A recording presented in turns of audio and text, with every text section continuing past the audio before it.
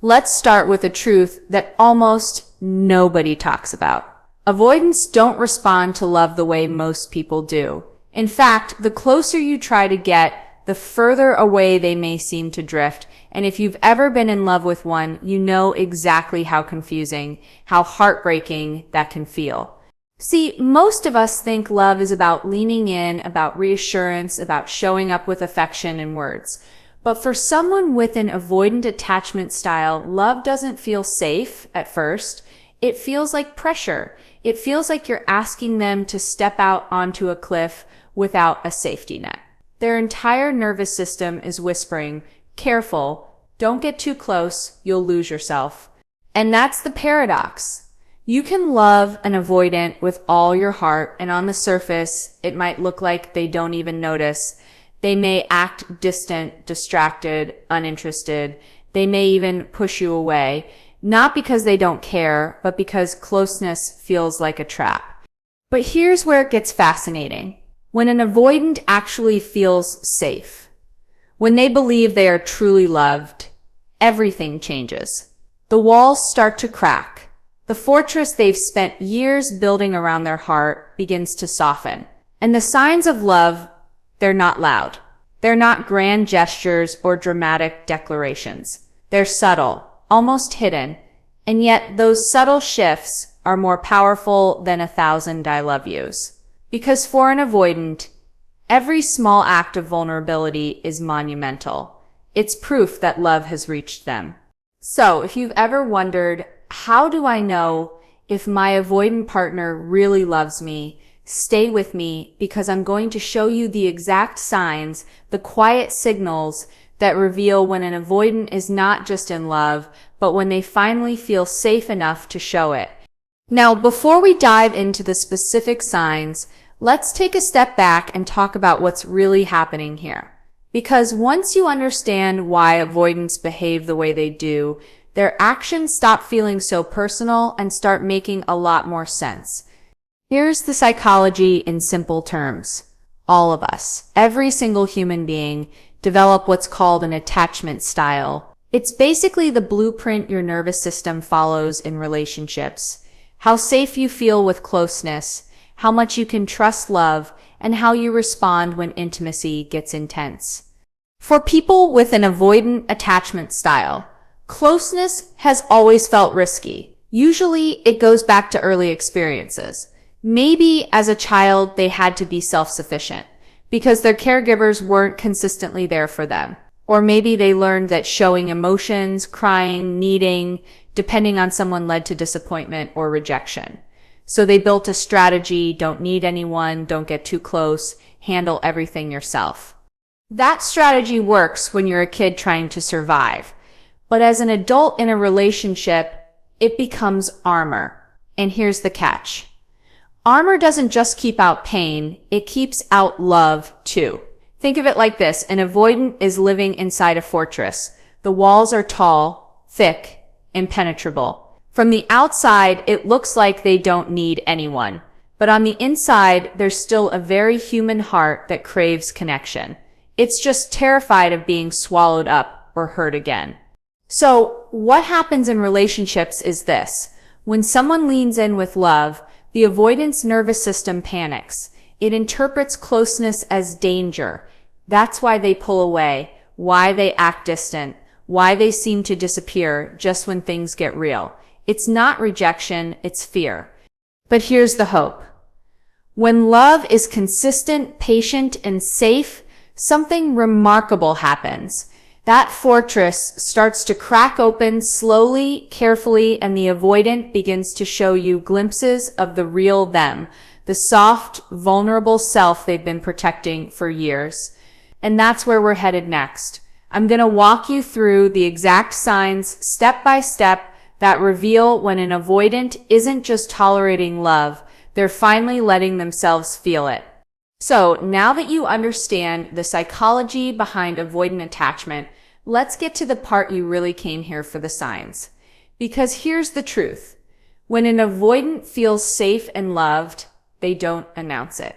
They don't suddenly transform into the partner who's showering you with love notes and constant affection. That's not their language. Instead, what happens is subtle, almost invisible. If you're not paying attention, and this is where so many people miss it, they keep waiting for the dramatic, movie-like proof of love while the avoidant is quietly showing it in their own way.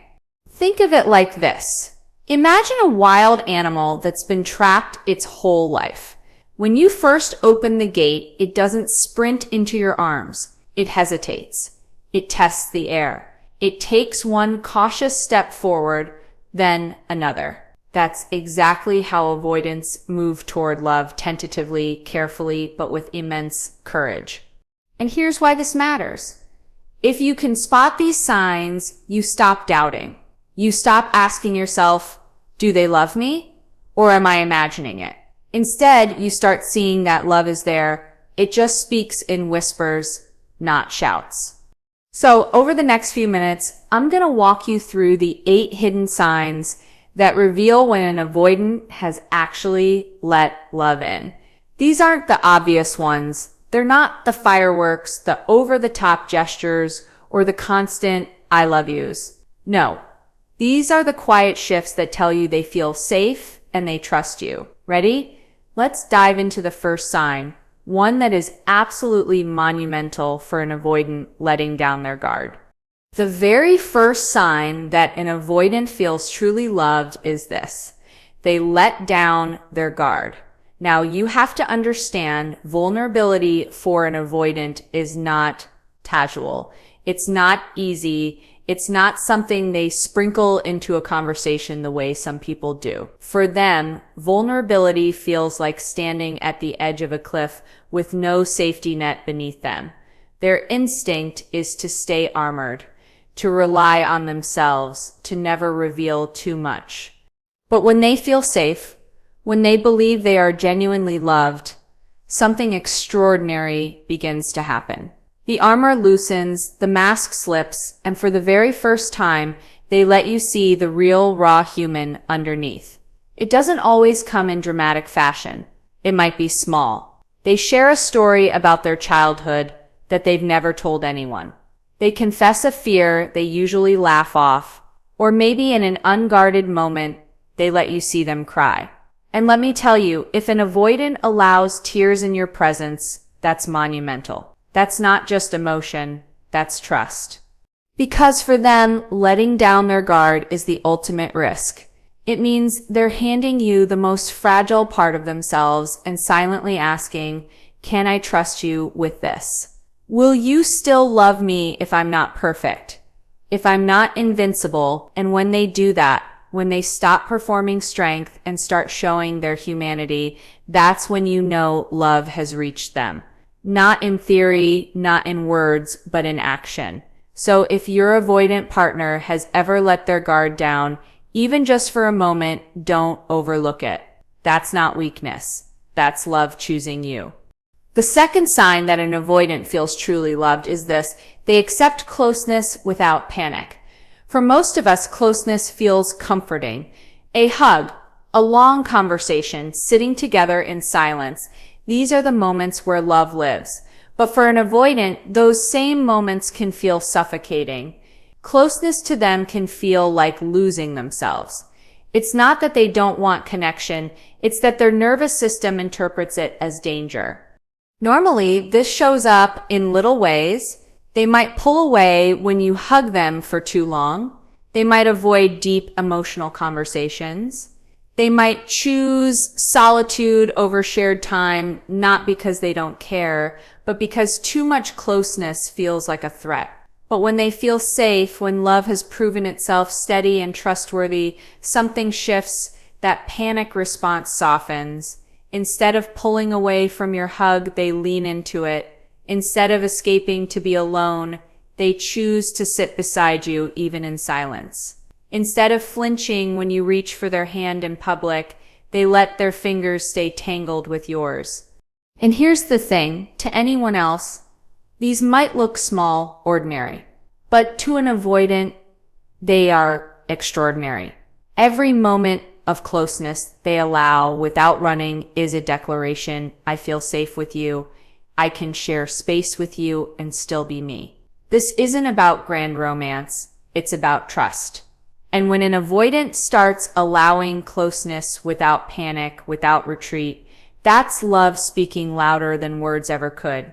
So pay attention. If they lean in instead of pulling away, that's not just comfort, that's courage, that's love. The third sign that an avoidant feels truly loved is when you might not expect they reach out first. Avoidants are not the chase you down type. By default, they protect their independence like it's oxygen. They wait for you to text.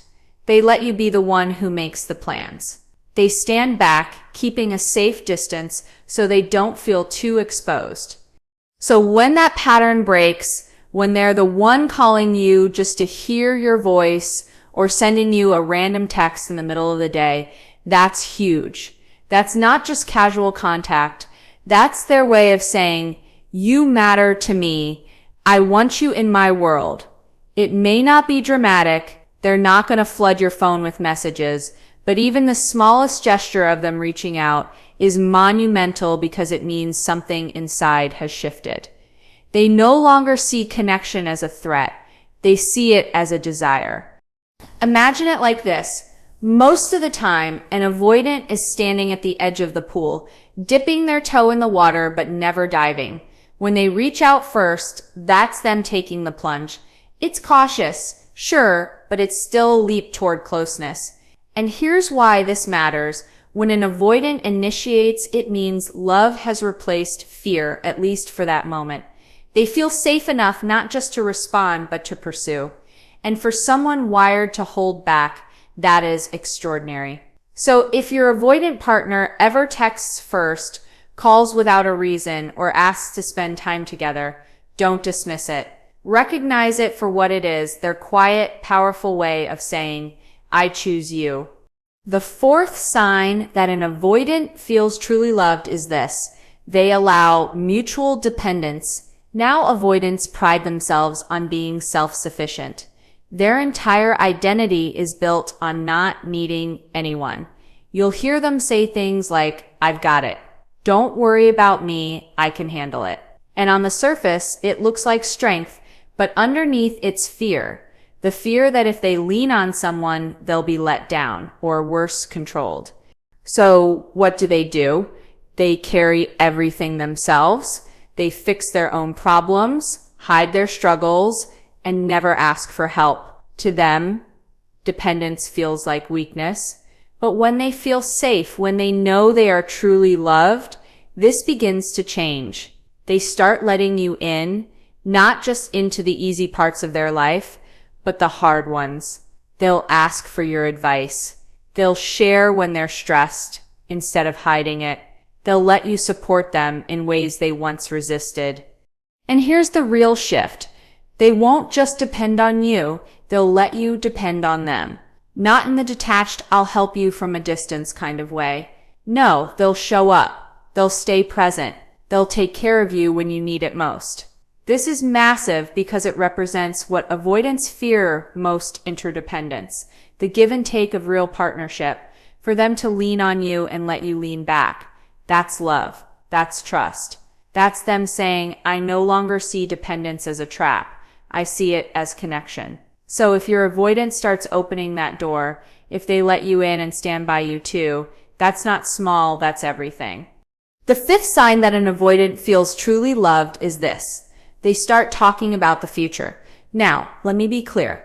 Commitment is usually the biggest trigger for an avoidant.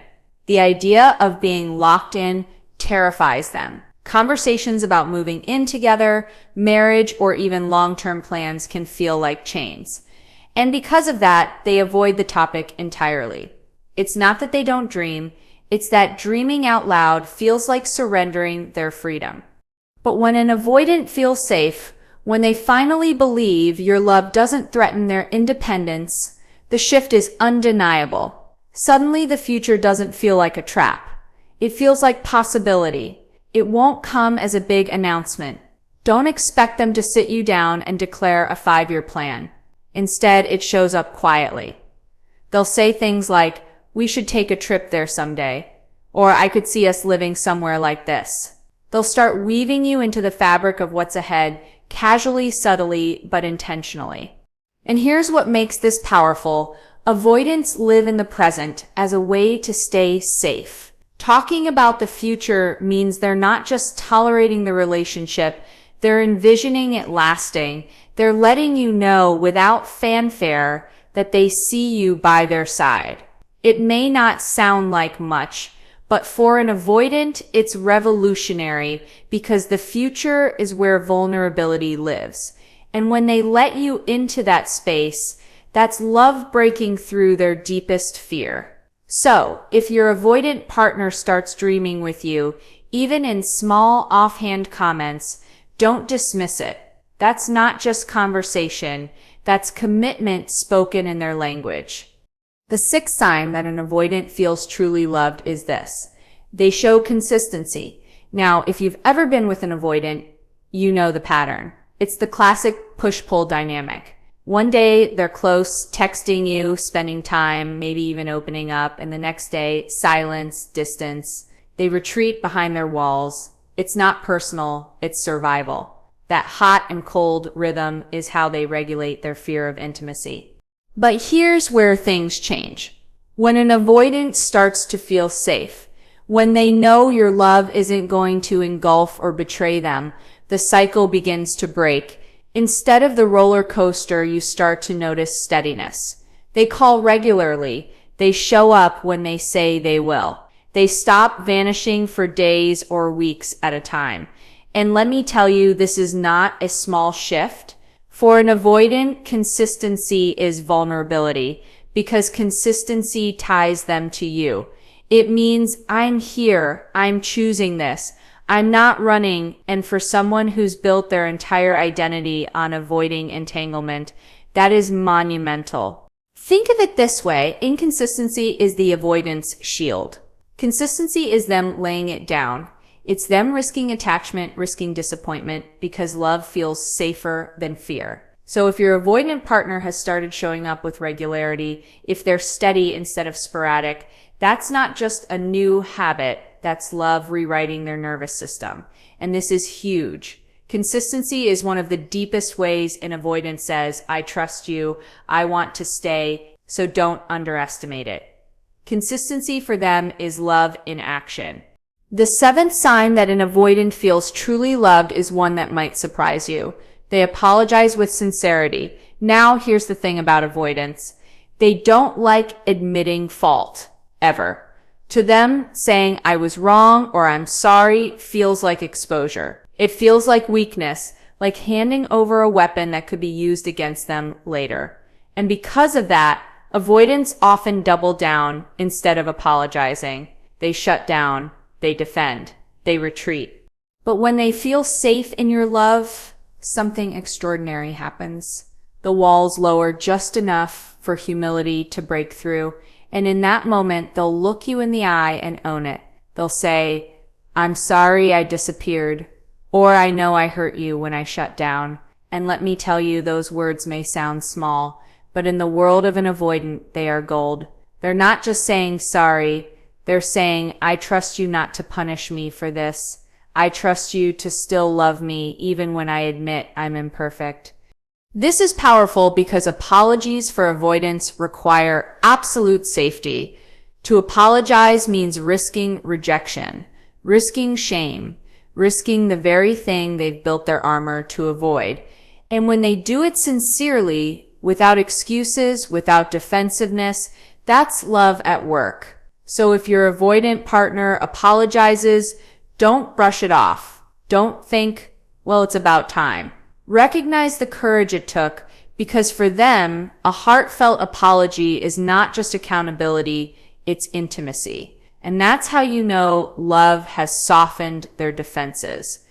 The eighth and final sign that an avoidant feels truly loved is this: they stay through discomfort. Avoidants are runners. It's what they do best. When conflict shows up, when emotions get intense, when closeness feels overwhelming, their instinct is to withdraw, to disappear, to protect themselves by creating distance. It's not because they don't care. It's because deep down their nervous system equates emotional intensity with danger. But when they feel safe, when your love has proven itself steady, something extraordinary happens. They stop running. They sit in the discomfort with you. That doesn't mean they suddenly enjoy conflict or dive headfirst into emotional conversations. No, they'll still struggle. They may still need time to process. But the difference is they come back. They don't vanish after an argument. They don't slam the emotional door and lock it for weeks. Instead, they choose to stay in the relationship even when it's hard. And here's why that matters. For an avoidant, staying is the ultimate act of love. Running is easy. Avoiding is familiar. But staying, sitting in the messy, uncomfortable moments of intimacy, that's growth. That's courage. That's love rewriting their old story. So if your avoidant partner chooses to remain by your side when things get rough, if they don't retreat the way they used to, recognize how monumental that is. That's not just endurance. That's commitment. That's their way of saying, this connection matters more than my fear. Because in the world of an avoidant, staying is not passive. It's active. It's intentional.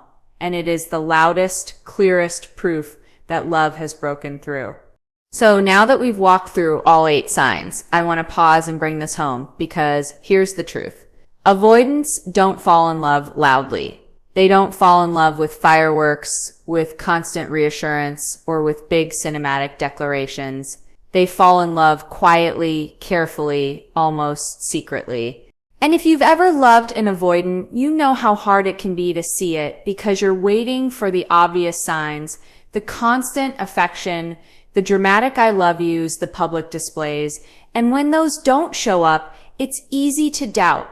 It's easy to think, do they even love me at all? But love from an avoidant speaks a different language. It lives in the small moments, the subtle shifts. It shows up when they let down their guard, when they accept your closeness without pulling away, when they text you first or lean on you for support, when they dream about the future with you, when they become steady, when they whisper an apology, and most of all, when they stay, even when every instinct tells them to run. That's their love. That's their trust. And here's what I want you to hear. If you're with an avoidant, stop looking for the loud gestures. Stop waiting for them to suddenly turn into someone they're not.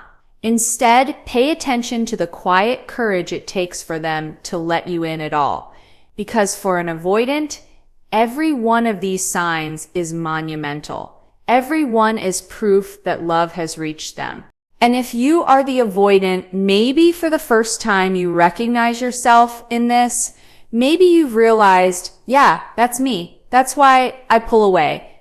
And if that's you, hear me. You're not broken. You're not unlovable. You've just learned to protect yourself.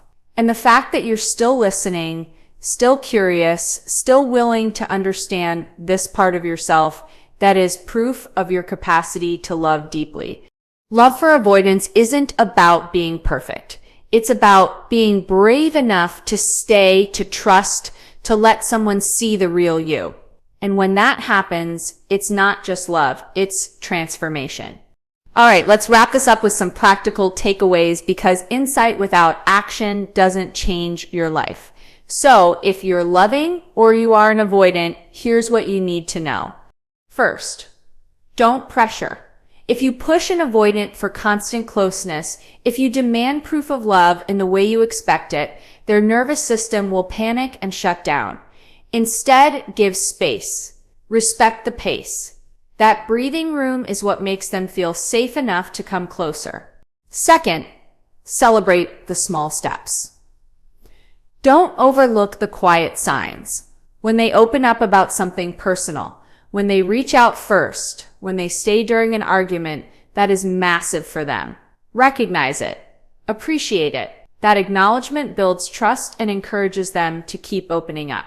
Third, learn their love language. For avoidance, consistency, presence, and staying power often matter more than words. When they show up steadily, That's their version of I love you. And when you can see it that way, you stop doubting and start feeling secure. And if you're the avoidant, here's your action step. Start practicing letting someone in just a little at a time. Share one fear. Ask for one piece of support. Stay 5 minutes longer in the hard conversations. You don't have to rip down your walls overnight, but every brick you remove is an act of courage. Here's the bottom line.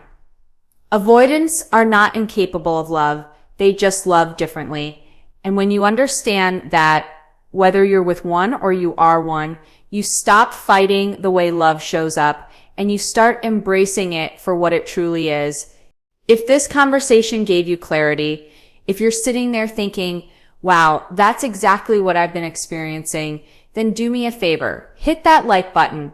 It may seem small, but it makes a huge difference. It helps this channel grow so more people can find answers, feel understood, and learn how to build healthier love. And if you haven't subscribed yet, what are you waiting for? Join this community because every week we're diving into the real stuff, the psychology of love, relationships, confidence, and growth. No fluff, no cliche, just honest conversations that help you live and love better. Most importantly, share this video with someone who needs it. Maybe it's a friend who's struggling in their relationship. Maybe it's your partner. Maybe it's even you. Because sometimes the person who needs to hear this the most is the one staring back at you in the mirror. And let me leave you with this. Love doesn't always shout. Sometimes it whispers. And those whispers, those quiet signs, can be the most powerful proof of love you'll ever receive. I'll see you in the next one.